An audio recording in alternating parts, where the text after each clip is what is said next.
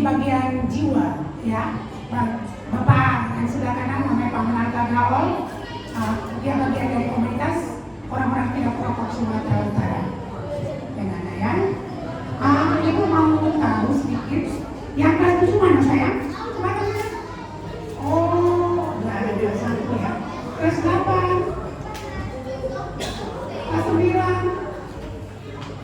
Oh iya, nanti nak, karena nanti kuesionernya nanti jadi, termasuk ibu nanti mewakili kalian ya. Nanti ada absen, jadi anak-anak nggak usah semua mengabsen. Kuesioner nanti khususnya untuk yang kelas 9, ya. Udah, sudah boleh kita mulai anak-anak. Ibu akan ke tengah ya. Nampak anak-anak lagi datang? Nampak datang?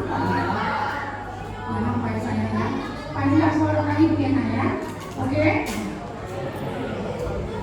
Anak-anak, ada tujuan orang ibu datang dari puskesmas untuk memberikan perlindungan kepada anak, bahaya dari merokok dan bahaya dari asap rokok.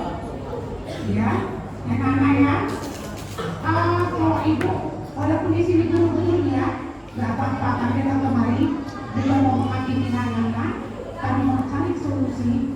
Kalaupun anak-anak yang sudah sempat merokok, coba-coba, semoga dengan ilmu yang kami kasih, anak-anak boleh berhenti. Coba dulu ya sayang ya. Ibu mau tahu, coba anak-anak, coba tunjuk tangan dengan jujur. Siapa anak-anak yang udah mulai coba-coba coba? Terima kasih. Terima kasih anak-anak. Ya.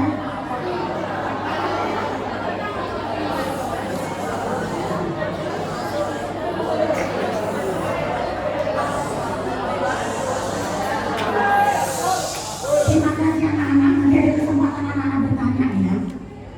Siapa yang udah mulai coba-coba merokok? Apa?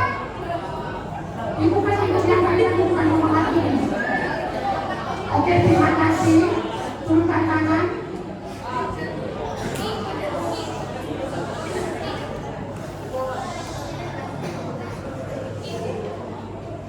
Tapi maaf ya, anak-anak yang di belakang ya, karena memang banner orang ibu hanya di depan. Sebisanya boleh dibaca, nanti bisa bertanya. Perhatikan anak-anakku sayangnya, bahaya dari baca. Jangankan merokok, kita terpapar asapnya aja pun bahaya. Ya. Kenapa anak-anak kami turun? Karena generasi bangsa, generasi yang akan menggantikan kami. Anak-anak yang penuh sehat mencapai cita-citanya. Benar apa benar?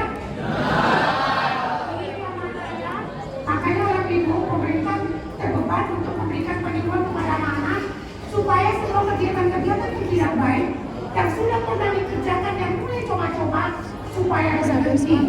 Ya anak-anak ya, supaya nggak bosan. Aku kasih kesempatan sama anak-anak.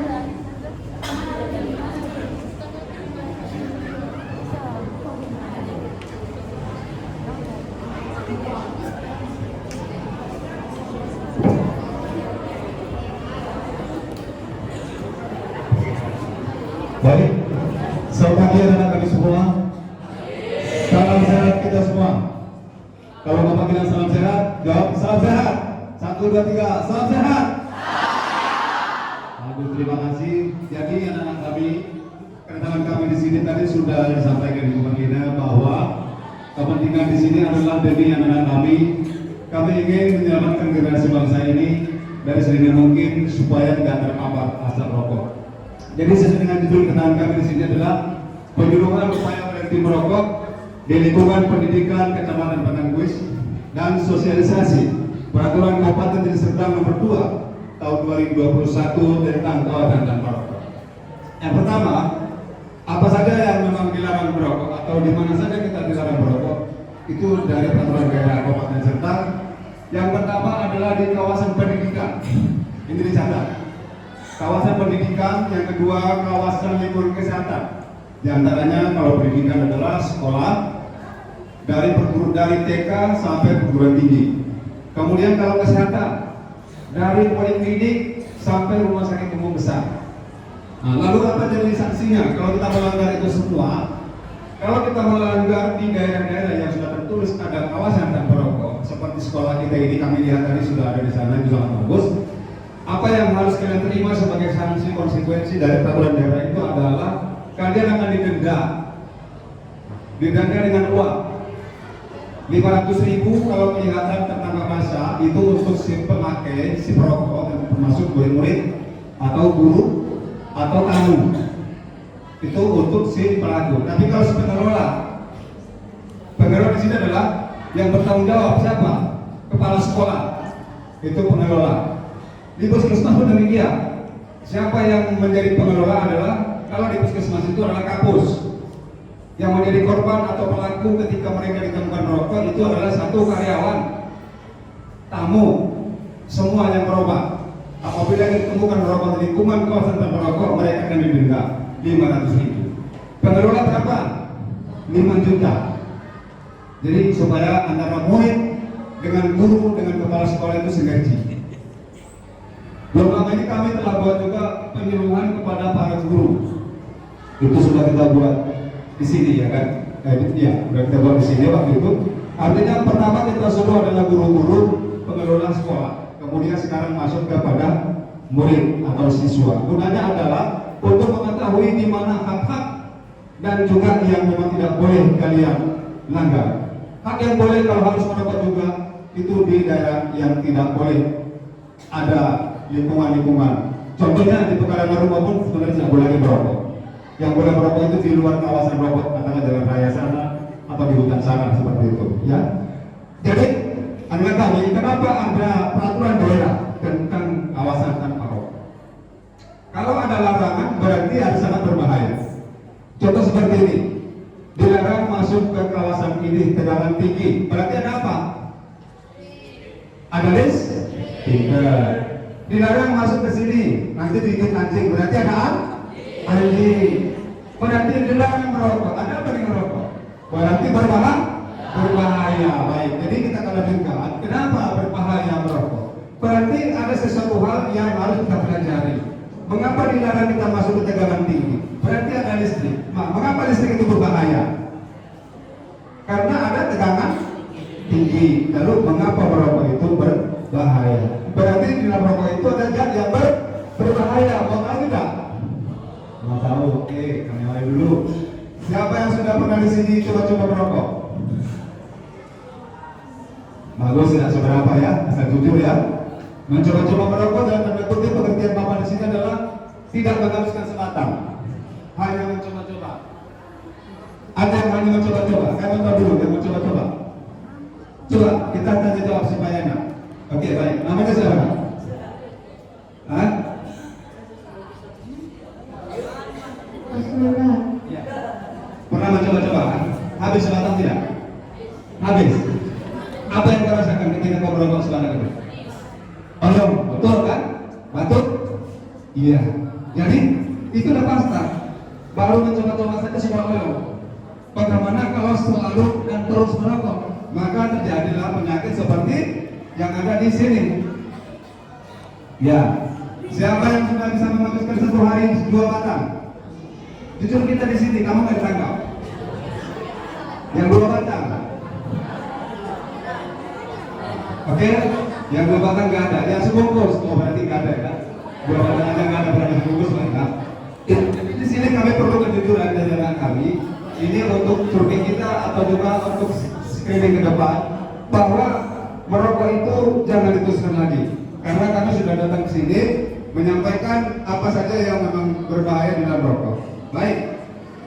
Tadi si Ade itu merokok sebatang saja dia sudah batuk dan oyo. Oke. Mengapa kalau kita merokok batuk dan oyo? Berarti dalam rokok itu ada zat yang berbahaya. Kita awali yang pertama adalah dalam sebatang rokok ada zat yang disebut asekton atau dalam bahasa tulisannya penghapus jet. Penghapus jet itu biasanya dipakai orang untuk mengentalkan atau mencairkan jet, ya, seperti thinner. Siapa yang tahu thinner? Nah, ada tahu thinner? Berarti bapak jadi menjadi bangunan ini. Nah, thinner itu pernah nggak kalian cium? Baunya seperti apa? Seperti ben? Tuh. Bensin boleh nggak untuk diminum? Boleh nggak untuk dihirup? Nah, di belakang rokok ini ada. Maka tadi ada kita itu kenapa dia merokok, batuk dan pusing? Karena ketika kita menghirup yang namanya zat pengapet atau sejenis itu mengakibatkan kepala kita pusing. Sama halnya dengan orang nyelem. Nah, jadi di dalam satu batang itu ada namanya asektor. Kalau berbatang-batang, berarti sama halnya kita meminum bensin atau thinner, begitu. Nah, tujuannya apa kok ditaruh sifat dalam sebatang rokok itu? Tujuan thinner itu apa? Tujuan thinner dibuat untuk sebatang rokok supaya rokok itu mudah terbakar. Karena rokok itu terdiri daripada, siapa tahu apa isinya tembakau? Apa isinya rokok? Tembakau. Kemudian ya kertas, ya. Jadi kalau rokok itu tidak ada pengapet tadi, itu tidak mudah menyala, ya. Fungsinya untuk itu. Tapi hakikatnya untuk dalam tubuh kita adalah merusak pernapasan dan juga paru-paru kita. Oke, apa saja yang ada lagi? Nah, disebut di sini adalah naphthaleamine atau zat karsinogenik. Artinya apa? Semua kandungan yang ada dalam rokok itu bisa mengakibatkan kanker. Kanker ada dua macam kan? Siapa tahu? Kanker dua macam, siapa tahu? Siapa? Oke, Bapak jelaskan lagi. Kanker dua macam. Yang pertama adalah kanker kering, akibat karena dirokok dan dirokok kantongnya kering.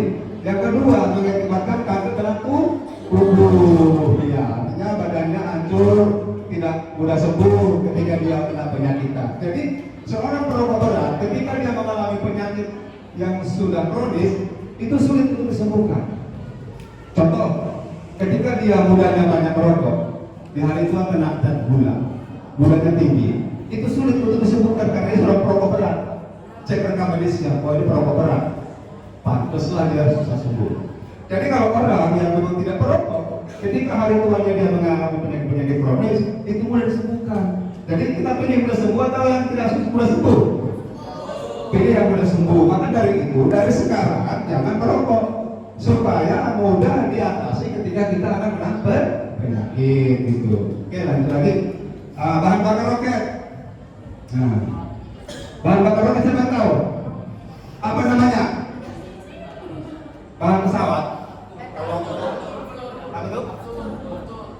Atur. Oke, betul, atur. Nah, kalau untuk kereta disebut bensin, pertalite dan sebagainya. Untuk mobil juga ada premium, ada juga yang pertama. Kalau pesawat disebut bahan bakar roket metanol. Kenapa ini ada? Hampir sama dengan pengapet jet. Fungsinya rokok ini ketika dia hujan gerimis, itu tidak mudah mati. Karena apa?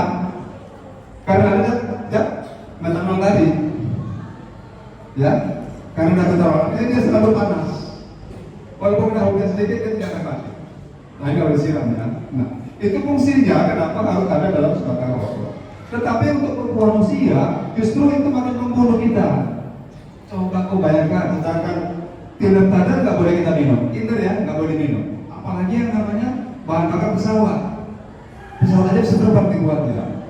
Apalagi tubuh kita bisa terbakar paru-parunya. Makanya yang heran ketika seorang perokok berat itu biasanya nanti penyakit hari tuanya apa? Jantung kronis, paru-paru, TBC, ya. Nah jadi abang kalian mau nanti hari tuanya kena TBC? Tidak kan? Oke. Siapa yang mau kena jantung hari tuanya? Jangan sampai kena penyakit jantung.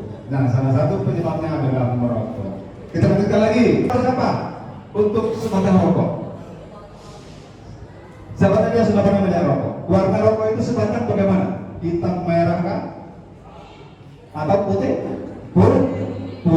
Putih bersih kan? Cantik. Itu kamu harus fungsinya di situ. Dan juga rokok itu bagaimana baunya? Wangi atau bau? Wangi. Kabur barus kan wangi juga kan? Iya. Tapi kabur barus itu penipu. Dia wangi bukan untuk dinikmati oleh manusia, tapi dia wangi untuk membunuh kecoak aneh kan? Sesuatu yang wangi kok membunuh kecoa. Harusnya yang wangi itu kan membuat kita bahagia kan? Seperti minyak wangi. Tapi kalau yang namanya kapur barus itu fungsinya untuk membuat rokok ini supaya tetap cantik. Jadi orang senang mengantonginya, senang melihat dan ingin menikmati. Kemudian lagi ada apa lagi? Ada bahan baterai mobil atau kadmium, bahan raki ya, bahan baterai. Siapa kenal baterai mobil? Berarti ada mobilnya di rumah ya? Iya. Baterai mobil itu fungsinya supaya menyimpan arus. Ya. Di dalam baterai itu siapa yang tahu? Ada apa saja? Ada air, ada elemennya, tembaga. Nah, kemudian itu nanti ada zat dimasukkan ke dalamnya supaya baterai itu berfungsi, supaya bisa nyimpan istilahnya. Nyimpan apa? Nyimpan arus ya, supaya mobil itu bisa di-starter. Nah, kalau di situ tidak ada zat baterai, itu air biasa tidak bisa menjadi penyimpan arus. Tetapi air biasa nanti mobilnya starter tektok. Nah, itu tektokan kan, nggak berangkat mobilnya karena memang tidak ada fungsinya. Nah, harus ada zat yaitu bahan baterai mobil. Nah, kenapa ini dibuat juga dalam semangat rokok? Kembali ya, fungsi-fungsi dari zat itu kita garapkan. Fungsi daripada bahan baterai itu semangat rokok adalah supaya rokok itu tidak tidak lemas atau tidak lembab. Tidak lembab. Jadi sesuatu yang lembab kalau nanti dia dibakar tidak menyala. Sesuatu yang lembab mudah bau. Nah, fungsi dari bahan baterai tadi adalah untuk tetap mempertahankan rokok itu tidak lembab. Oke, kemudian lagi, nah ini terakhir untuk sebelah sini gas karbon dioksida. Batang rokok bisa ada karbon dioksida. Ya, jadi begini. Kalau kita merokok dari mana asap keluar? Dari mulut. Kalau kereta atau mobil ketika dia hidup, dari mana asapnya keluar? Dari knalpot. Berarti mulut kita ini sama juga dengan knalpot. Nah itu betul. Ini perumpamaan ya, perumpamaan. Tapi yang lebih pasti lagi adalah zat yang dikeluarkan dari asap itu adalah karbon dioksida. Makanya seorang perokok aktif dan pasif. Tahu perokok aktif? Apa tuh? Si perokok. Kemudian kalau perokok pasif, apa artinya? Tidak merokok tapi dekat dengan perokok. Untuk contoh lah, ini perokok sekarang lagi ngisep nih, cantik, mantap. Ini kena. Ini disebut perokok pasif, sama-sama berbahaya. Asap yang dikeluarkan anak ini ke sini, perokok pasif, dia akan menghirup. Artinya kalau kita buat secara fisik, dia meludah, ini yang mengisap, geli kan? Ini yang meludah, ini yang mengisap, geli. Ludahnya tadi juga sudah berbahaya untuk diri sendiri, apalagi si pasif. Ya, jadi itu makanya disebut karbon dioksida. Apa yang kau keluarkan itu berbahaya untuk orang lain, dan apa yang sudah di dalam tubuhmu tadi juga itu sudah berbahaya buat dirimu sendiri. Betul? Tepuk tangan dulu buat Bapak. Oke. Jadi itulah salah satu atau beberapa zat yang ada di dalam rokok. Ini udah bisa kalian pahami. Sekarang pertanyaan Pak, kalian bisa menerima apa yang Bapak sampaikan? Bisa memahami? Oke, kita tanya cepat. Salah satu yang ada dalam rokok yang sangat berbahaya zat apa tadi? Akseton, bagus. Yang kedua? Yang ketiga? Betul, berarti kalian memang sudah tangkap. Ya, sekarang ada pertanyaan. Kalian boleh bebas, ini tentang ini dulu ya. Apa yang mau kalian tanyakan sama Bapak sekarang boleh? Langsung. Ada yang boleh tanya? Ya? Coba, ini mic-nya kalau ada yang bertanya. Tentang zat berbahayanya. Kemudian nanti tubuh kita mana saja yang berbahaya, itu nanti tugas saya Muhammad.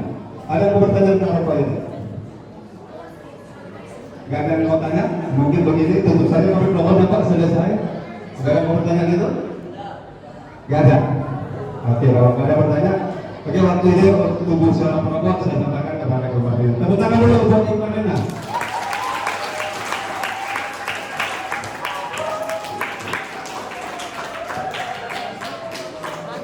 Anak-anak, kita sambung sedikit lagi ya. Jangan ya, bosan ya, Mbak ya. Tadi pertama-tama bilang di mana sih nggak bisa merokok? Ayo,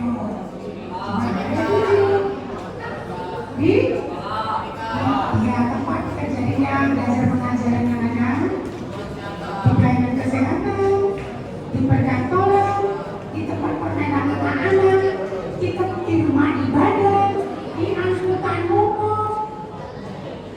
Terus di mana lagi? Di mall. Kenapa? Karena sudah ada perda yang melindungi. Jadi kalau anak-anak dengar ya, nanti sampai di rumah mana tahu ayahnya yang merokok, udah boleh dibilang, oh ayah, tadi orang ibu puskesmas, bapak puskesmas turun, rumahnya merokok nggak boleh sembarangan. Walaupun uangnya sendiri dipakai, yang boleh nggak boleh. Karena ada pidana kayak nama ya, oke? Setuju? Harus setuju lah, memang itu dah keputusan dari pemerintah ya. Yang itu mau kasih tahu, ya, ini bahaya yang ditimbulkan dari rokok. Ibu kenal orang ibu ketempatan saya bekerja di Polri, jadi orang ibu tahu tingkat kesakitan sekarang ini cukup tinggi, termasuk kanker. Nggak main-main ada ya, kanker, termasuk dari dampak lagi ya, mulai kanker mulut, kanker lidah, tenggorok sampai kanker paru-paru. Kenapa? Tadi kan diterangkan, karena di dalam satu batang rokok itu kimia terbiasakan. Memang nah sedikit sekian persen, tapi sama seperti pepatah bilang, sedikit-sedikit lama-lama jadi karena nabung uang bagus, tapi kalau nabung penyakit nggak bagus kan? Ya, coba-coba hari ini bertekad yang meninggalkannya ya nak ya. Setuju? Setuju? Oke, boleh dilanjut sama lagi ya, mengenai jiwa ya. Nanti mana tahu ada yang mau bertanya setelah itu apa nanti? Jiwa. Pasti kalian bertanya, kenapa ibu ini? Kami gak gila, ngapain ibu ini datang? Bukan? Saya kan, kami kan gak ada gangguan jiwa di sini, ya kan? Karena sekarang kan banyak juga kasus sekarang adik-adik semua. Ada juga, misalnya ada siswa-siswa yang SMA, SMP datang ke puskesmas karena sudah mau merasa cemas, depresi. Gara-gara apa? Kadang-kadang dibully sama temannya. Kenapa dibully? Kayak mana cara bulinya? Nggak ditemani, diejek, ada yang pendek, ada yang gimana, misalnya kan nggak ditemani, jadi dia merasa sendiri, ya kan? Dia depresi, nggak ada yang menemani dia, semua temannya menjauh dari dia, ya kan? Jadi kalau saya harapkan adik-adik di sini pun, kalau misalnya ada teman kita yang begitu, misalnya dia harus ditemani semua temannya ya. Jangan dibully, jangan disingkirkan, istilahnya nggak dikawani. Jadi dia merasa cemas, terakhirnya dia nggak mau lagi sekolah. Nah, saya mau pindah dari sekolah itu. Kenapa? Karena nggak ada teman saya, nggak ada yang menemani saya. Kalau misalnya istirahat, orang semua jauh sama dia. Dia nggak mau, dia nggak ada temannya. Jadi dia sendiri di kelas. Jadi saya harapkan adik-adik di sini jangan ada yang kayak gitu ya di sini ya.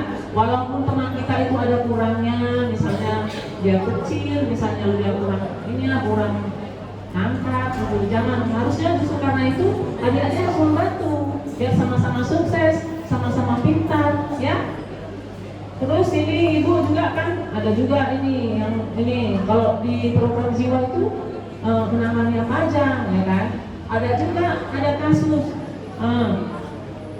masalah narkoba. Narkoba, kenapa narkoba?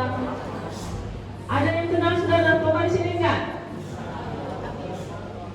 Ada enggak? Terus mengelem, klaim termasuk narkoba juga. Siapa yang udah pernah coba-coba di sini lem? Coba turun tangan tuh. Ada enggak? Ada enggak? Ibu mau tanya, kenapa ngelem itu termasuk dalam gangguan jiwa? Apa akibatnya? Siapa yang tahu? Halusinasi ya. Di sini juga dia halusinasi, dia ngelem, ya kan?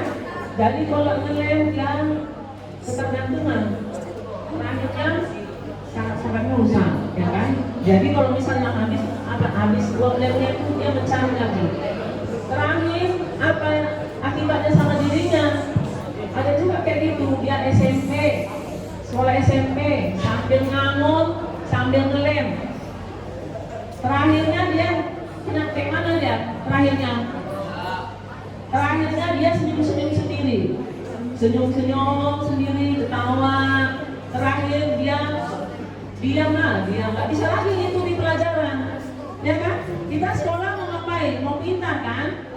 Mau bisa meraih cita-cita. Pasti adik-adik di sini semua banyak cita-citanya ya. Jadi orang yang pintar, berhasil. Jadi terakhirnya sekarang dia nggak bisa lagi melanjutkan sekolah. Gimana mau melanjutkan sekolah? Karena dia udah istilahnya udah gangguan jiwa. Dia berhalusinasi terus, mendengar. Terakhirnya karena dia mendengar sendiri, hanya dia yang mendengar. Terakhir dia senyum-senyum sendiri, ya. Terakhir dia konsul ke bagian kejiwaan. Sampai sekarang dia lanjut kontrol ke rumah sakit jiwa. Tapi udah bisa lumayan, terakhir kan dia gini, kalau orang gangguan jiwa ini dia nggak mau, dia menyendiri di kamar sendiri. Makanya jangan menyendiri di kamar ya. Jadi kalau misalnya dia menyendiri, terus nggak mau dijumpa sama orang lain, ada dunianya sendiri jadinya, ya. Jadi kami harapkan ada di sini. Narkoba juga, sabu, karena lingkungan kita ini banyak sekarang, kami kan nggak tahu siapa yang baik, siapa yang nggak baik, ya kan? Nanti pertama dikasih gratis, ya kan?